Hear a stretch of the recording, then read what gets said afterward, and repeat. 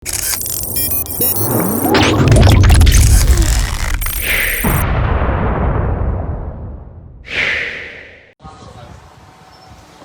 mo kí gbogbo ẹ̀yin ọmọ káàrọ̀ oòjíire káàkiri tó láti láǹfààní àti máa wò mí pé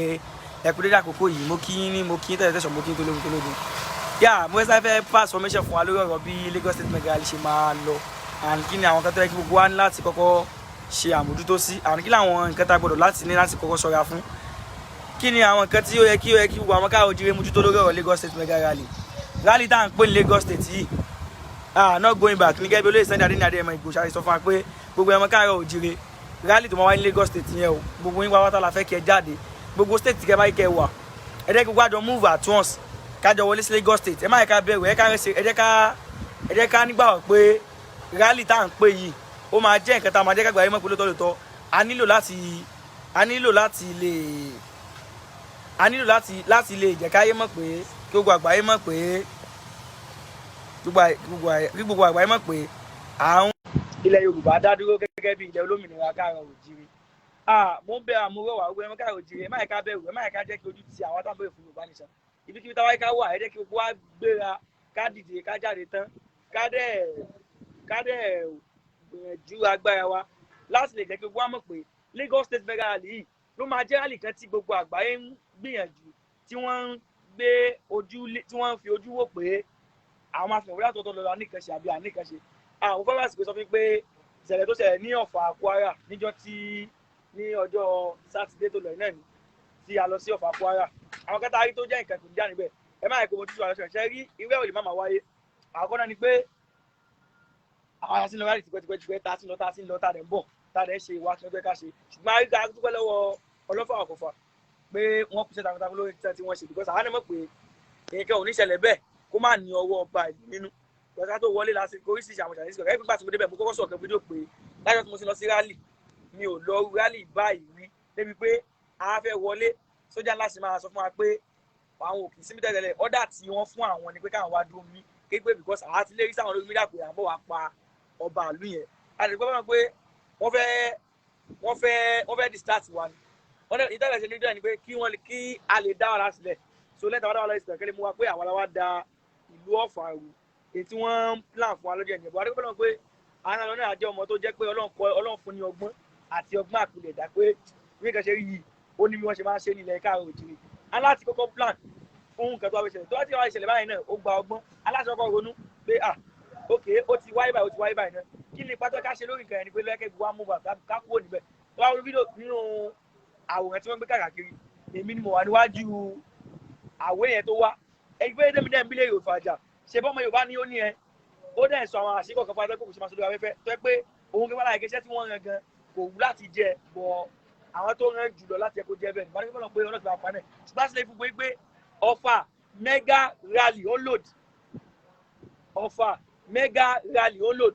olóyè Sunday Adéyẹmọ Ìgbòho máa wọ ìlú Kwara lọ Ọ̀fà láti wọn a máa gbé láti ẹ̀rín ilé a máa gbé wọ Kwara a máa gbé wọ lọ́rin but ìyẹn ó di àtúnwá múnìjẹkùn ẹ mọ̀ pé àwọn Yorùbá wọn sọ pé tí kò bá ti ṣẹlẹ̀ o ní ò tí ì sí solution fún tí wọ́n á ṣẹlẹ̀ tán solution ti wà ní èmi náà gà á náà kì í ṣe rírọ̀ mo sọ pé irú àwẹ̀ tó wà yẹn mo fi Ọlọ́run tó lẹ́nu mi bu àṣẹ ọdún òkùnrin fọ́kàn wa òun náà ó kàn ó tọ́ ẹgbẹ́ ṣe náà ló ṣe náà because ìlú ẹ̀ ló wà and àwọn tó dẹ̀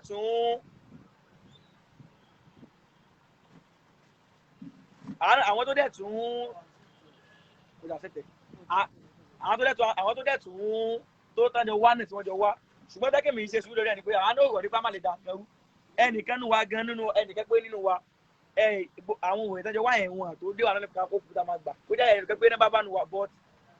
a ti gbọ́ ìkìlọ̀ ká tó wọlé because àwọn síjà yẹn ní pé wọ́n ní ká máa wọlé pé ọlọ́fà ní ká máa wọlé pé ọlọ́fà sọ pé àwọn táwọn bó wà fún Yorùbá nìṣọ̀ yẹn a fẹ́ wá pa àwọn lára ni so ó lè jẹ́ pé wọ́n máa wá ọgbọ́n àlùmọ̀kọ́rọ́ yìí láti fi gbòfókì wa ká lè bá wọn jà ká lè jọ fọwọ́pàá kó àwa àti àwọn ọmọ ìlú wọn létà wọn padà yíṣà àwọn ọmọ ìlú wọn pé àwọn tó aláṣẹ tàlọ́wọ́ da ìlú ṣùgbọ́n wọ́n yà sí gbọ̀ngàn yẹn ó jẹ́ pé jẹ́ kí báyẹn mi ṣe ń bínú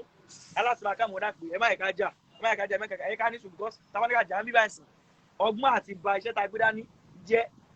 lórí wọn fẹ́ dá ìgbà tó kú dé ẹgbẹ́ àwọn ìṣòwò lómi jà pé ká ní sí ìbọn ni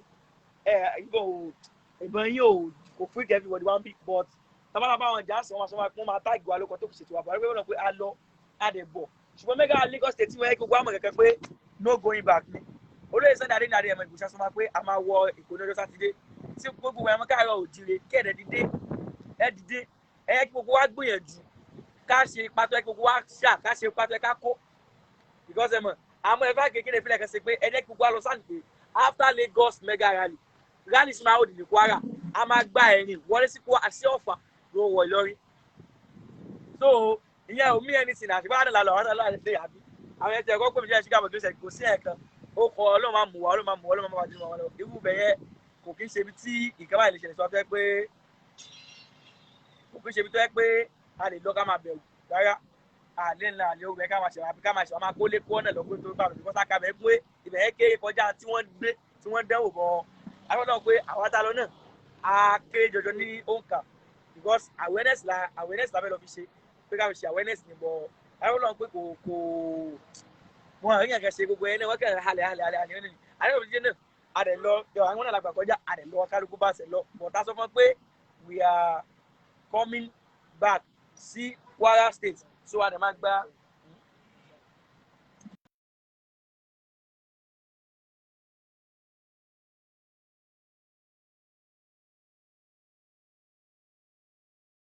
àbí so ẹ má jẹ́ kí gbogbo wa bẹ̀rù ẹ jẹ́ kí gbogbo wa jáde pé wọ́n káàárọ̀ òjìrì.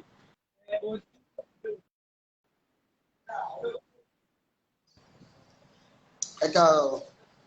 Yorùbá Ronú TV ẹ kú ètò.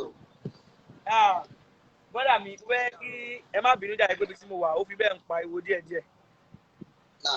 ẹ má bínú mo fẹ́ sáré bílẹ̀ àwọn question ìgbé kékeré kan náà ló yẹ kí n invite yín wọlé àkílà àwọn béèrè yẹn náà ni pé ǹjẹ́ ẹ̀yin náà gbáradì fún rally tó máa wáyé ní Lagos State. ọ̀rọ̀ Lagos State rally gẹ́gẹ́ bí bàbá wa Chief Sunday Adéyẹmọ Ìgbòho'S ó sì sọ àdìsá ọmọ aládìkún ọmọ ládé aláàfin òládé ṣe bá dé aládìkún lágbà fáláàfin gẹ́gẹ́ bí bàbá wa ti ṣe kó yé wa pé Lagos State rally gbogbo ibà kìíní torí pé kí ni ilẹ̀ Èkó èyí tá a mọ̀ sí Lagos State ilẹ̀ Káàárọ̀ kò sì tí ì sí àrídájú àbí ẹ̀sùn àbí ọ̀rọ̀ kan tí ẹnìkankan lè máa mú wá láti fi yọ Lagos State kúrò nínú ilẹ̀ Káàárọ̀ Oòjíire gbogbo ọmọ Káàárọ̀ Oòjíire káàkiri àgbáláyé ni wọ́n mọ̀ pé Lagos State is belong to Yoruba people kí wá ní ìdí tí wọ́n fi sọ fún wa pé àní àṣẹ láti gbé láti wá sí ilé kò ní ṣeé ṣe ni ọ̀rọ̀ tó jẹ́ káàkiri fún àwọn tó bá ń sọ bẹ́ẹ̀ àmọ́ inú mi wá dùn pẹ̀lú ọ̀rọ̀ tí ẹ sọ wọn ni pé a ti ní àwọn fídíò kan tí ń lọ káàkiri ayélujára tí àwọn ọmọ Èkó fúnra lára wọn gan táwọn náà ti ń jáde tí wọ́n fi sọ fún wa pé a ò ní ẹ mọ̀ wá sí Èkó àmọ́ ní tá a sọ ni wípé àfẹ́dé kíkà ṣẹlẹ̀ má ṣe gbogbo ẹ̀ ní mẹ̀lọmẹ̀lọ àmọ́ mo mọ̀ pé Ọlọ́run ọba ọlọ́ba tá a mọ̀ fa gbogbo pẹ̀lẹ́ lọ́wọ́ á dúró ti ẹnìkọ̀ọ̀kan wa bẹ́ẹ̀ sì ni a ní ṣàfẹ́kù ẹnìkọ̀ọ̀kan nínú ìyẹn rálì èyí tá a fẹ́ ṣe ìyẹn nílùú Èkó pẹ̀lú àṣẹ ìwà tí èmi rí sọ̀rọ̀ Lagos State rally yẹn kò sẹ́ni kankan tó lè dá wa ló bá mọ̀ ṣe wà ní Lagos State torí pé ilẹ̀ Káàárọ̀. yà bọ́dà mi mo kí pé ẹ kú iṣẹ́ takuntakun náà mo sáré fẹ́ fi àsìkò sọ fún wa pé ẹ jẹ́ kí gbogbo wa ní ìgbàgbọ́ pé níta ń gbèrè fún ẹ̀tọ́ èmi àti gbogbo wa náà ni kí gbogbo wa dẹ̀ ní ìgboyà lórí ta máa ṣe pé ṣe rí rally or no rally ẹ máa mú ẹ̀rẹ́ lọ sí rally kò sí ẹ̀rẹ́ tó ṣẹlẹ̀ kò sí ẹ̀rẹ́ tó ṣẹlẹ̀ gbogbo wa ní láti dira kádẹ̀ gba àdì pé ibikíbi tá a bá ti wà tí káwọn ṣẹlẹ̀ yẹ ká protect láti ilẹ̀ mọ̀ pé yes àti báwo ni o bá ṣe máa ń gbé náà wọ́n máa ní pé ẹ̀mí ẹ wa ni ká kọ́kọ́ jẹ́ kó máa di alógún force ká lè máa gbìyànjú pé gbogbo pẹ́ta ká dá gbogbo wa gbìyànjú ká má bẹ̀rù ká má fòyà ká dẹ̀ mọ̀ pé ní tá à ń béèrè fún ẹ̀tọ́ wa ni mo fi àsìkò kí kọ́mọ̀dé mi pé ẹ̀yin náà ẹ kú gbáradì ẹ kú múra gbogbo ẹ̀mọ káàró jẹ́ kú múra Lagos State Sátidé náà ní aago 10 Freedom Park ní Ọjọ́ta ẹ má yẹ kí everybody wá bẹ̀rù we are coming yes à ń bọ̀ bó jẹ́ pé ọjọ́. gẹ́gẹ́ bí ó ṣe jẹ́ náà lẹ ti ṣàlàyé fún gbogbo ọmọ Káàárọ̀ Oòjíire èyí tó láǹfààní láti máa gbọ́ wa ìyẹn lórí ètò ní dèdé àsìkò tí a wà yìí bó ṣe máa lọ náà nìyẹn àmọ́ gẹ́gẹ́ bí fídíò kan tó ti ń rìn káàkiri àbí tó ti ń go viral bí àṣà àwọn eléèbó torí èmi jẹ́ sọmọ èbó òfin bẹ́ẹ̀ dá sáká lẹ́nu mi torí pé ọmọ Yorùbá ni mí ọmọ Káàárọ̀ Oòjíire ni mí bẹ́ẹ̀ sì ni mo lè fìdí bàbá ńlá bàbá mi mo lè fi yẹn gẹ̀ káàkiri ibi tí mo bá lọ káàkiri àgbálá ayé àkíyèsí tí mo fẹ́ pé gbogbo ọmọ káàárọ̀ oòjíire sí ni pé a rí fídíò kan èyí tó ti ń já rìn ìyẹn lórí ọ̀rọ̀ ẹ̀rọ ayélujára pé wọ́n ní Lagos State tó pé bàbá wa ti Sunday Igboho Àdìsá ọmọ Adéyẹmọ wípé tó pè wọ́n pé kán sign undertaking òótọ́ ó lè pè wọ́n kán sign undertaking pé ìkẹ́kẹ́ ò ní ṣẹlẹ̀ ìyẹn ní ilẹ̀ káàárọ̀ oòjíire àmọ́ àwọn tí wọ́n sọ tó ṣe fídíò yẹn tó bá yẹ pé àwọn bá fẹ́ rìn bó ṣe tọ́ àti bó ṣe yẹ ni ǹjẹ́ wọ́n ti sọ fún the Sẹ́ríkí Fúlàní of Lagos State wípé kó sign undertaking wípé àwọn Fúlàní kankan wọn ò ní wá jájà sílẹ̀ níbi tí àwọn ọmọ káàárọ̀ oòjíire bá ti ṣe rálì ìyẹn ní ẹ̀kejì ǹjẹ́ wọ́n ti sọ fún Sẹ́ríkí Haúsá èyí tó wà ní ìpínlẹ̀ Èkó tí àwọn ọ̀jẹ̀lú wa tí wọ́n fi ṣe olórí níbẹ̀ ǹjẹ́ wọ́n ti sọ fún wọn pé tọ́sí àwọn undertaking wípé wọn ò ní wọ́n àtàkọ́ ọmọ káàárọ̀ oòjíire gangan gẹ́gẹ́ bí fídíò tí arákùnrin yẹn ṣe èyí tí mo rí lójú agbágbé ó ní àwa náà mọ owó ẹ̀dá tí àwọn ènìyàn jẹ́ wípé onílàákà ìkúkú ni wọ́n wípé they can do and undo but ǹjẹ́ ó sọ fún Sẹ́ríkí Fúlàní àbí Sẹ́ríkí Haúsá kí wọ́n sign undertaking nítorí wọ́n ti lè mú àwọn wọ̀nyí tí wọn ò bá ti lè sign undertaking lórí Lagos State rally kò lẹ́tọ̀ọ́ fún Chief Sunday Adéyẹmọ Igboho'S Àdìsá láti sign undertaking kankan ìyẹn pé a fẹ́ wá ṣe rally nílùú bàbá wa tí mo rí sọ sí àárín ẹ̀dùn ẹ̀sán. ṣe rí owó tó mi kọ́ máa sọ mẹ́rin ni pé ká sign undertaking yẹn ìbẹ̀rẹ̀ ilé ìjà ní pé ìta bàbá mi ò débi yes èmi máa tẹ́ mẹ́fọ́ ọmọ káàárọ̀ oòjíire pé kò sí ọgbọ́n tá a fẹ́ dá sí náà irú èlé máa wáyé àwọn ni ká di ara ká ṣe ọkọ̀ ọkùnrin ká dẹ̀ gbìyànjú pé nítorí wáyé kó fẹ́ ṣẹlẹ̀ náà ká dẹ̀ máa múra dé pé torí afẹ́ akọ̀ náà irú àkọ́bá ti máa wáyé irú náà lè yẹ tó ṣẹlẹ̀ lọ́fà yẹn àmọ́ kó má ṣẹlẹ̀ bẹ́ẹ̀ àwọn náà kẹ́fì díẹ̀ ìwé ṣẹlẹ̀ àpẹ́ àtúnyẹ̀ gbọ́sẹ̀ mọ̀ pé tó wá sí ká máa ń bọ́ ọmọkùnrin yes but ti Lagos State rally yẹn a máa wọ bẹ̀ lọ undertaking ọ̀nà undertaking yẹn tó wọ́n bí Nàìjíríà ló máa sáwọn undertaking fún ọlọ́pàá Nàìjíríà so àwa sì máa wá a máa lọ sẹ́ni sí ẹ̀rẹ́ tó máa ṣẹlẹ̀ so àwọn alálẹ̀ lu àgbo wa comrade mi ẹ má wọrí àṣìmá padà sí program normal because ẹ̀ pé èmi náà ni mo wà níta bá so mo fẹ́ láti sáré fi ní kí n fi opportunity láti fi share information sáwọn èèyàn wa náà ni so màá bá yín sọ̀rọ̀ lẹ́yìn ètò ìṣẹ́gbọ́ ẹ bá mi dárúkọ yín kẹ́ tó máa fi orí ètò sílẹ̀. orúkọ tèmi ni Táíwò Ọpẹ́yẹmí Tajudeen aláṣẹ àti olùdarí Yorùbá Freedom Now TV èyí tí ń jàjà fún òmìnira ilẹ̀ káàárọ̀ oòjíire ẹ ṣeun wa. yà ó dàbọ̀ wọ́dà yà mo fi ẹ̀yàn káàárọ̀ oòjíire káàkiri dá tán ní ìdúrà lórí ètò lẹ́nu ẹ má bínú màá sì padà come online normal táwọn yẹn ń ta náà fàdà sílẹ̀ gbádà wa màá fi ní update lórí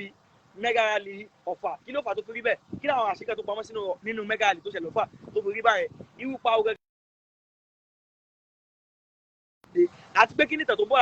láti ìpìlẹ̀ gan nílùú Ọ̀fà irú ìlú ọ̀gá ni Ọ̀fà jẹ́ báwo ni wọ́n ṣe máa ń ṣe fún àwọn ọmọ káàárọ̀ oòjíire láti ìpìlẹ̀ àti pé irú pa ogun gan ni àwa tẹ́tọ̀sí kí ni mistake tá a ṣe ká tó ní Ọ̀fà àní kí ni ẹ tó pe rally lọ́fà kí ni mistake tán ṣe update mú báwa fún ẹni fúlì àti báwo la fẹ́ rìnrìn lọ sí Lagos State mega rally báwo la fẹ́ mú ìbò la ti máa gbéra àwọn tó máa bọ̀dá state báyìí ìbò náà máa gbà tó gbẹ̀wọ́n lọ́tà àmọ́ fún alóbìnrin ìbá ṣe máa rìn tí ò fi ní sí ìyọnu lábẹ́ àṣẹ tó lóye Sunday Adéyẹmọ Igboho'S fún mi pé kí wọ́n á ṣe bẹ́ẹ̀ máa wọ̀ yẹ kí bàbá lè tí wọ́n ti délé a máa ṣe yẹn mo dẹ̀ fásitì fún gbogbo àwọn káàárọ̀ oòjíire pé ọ̀la ni ọjọ́ ìbí mi Lagos rally kù ọ̀túnla ó ní ọjọ́ ìbí mi bọ́ sí mo dẹ̀ tún fífi ẹ̀nà rẹ̀ ẹgbẹ́ tí mo wà náà lẹ́kìn jáde mo wá fún ìgbàdì fún ọjọ́ ìbí tó wáyé lọ́la náà ni so mo kí gbogbo ẹ̀yin ọmọ Yorùbá tó àkàkẹ́ àgbàláyé pé ẹ kú ìfẹ̀tẹ́nisí kan mo sugar boy ẹ ti mọ̀ mí náà tẹ́lẹ̀ Akérèdọ́lù sọgbọ́n àwọlé ọmọ Odùduwà ẹni tí ó kì í fọ́ fóògùn ọmọ ẹgbẹ́ tó ń ṣe àgbà torí èmi bí pé ọmọ ẹgbẹ́ ni wà bọ̀ àwọn alámágbá ìwà níṣẹ́ àwọn alámájà fún ilẹ̀ Yorùbá tàbí má gbà ní sinmi ní yẹ ní gbólẹ̀ tó máa béèrè fún ẹ̀tọ́ wa a máa sọ̀rọ̀ tó bá yá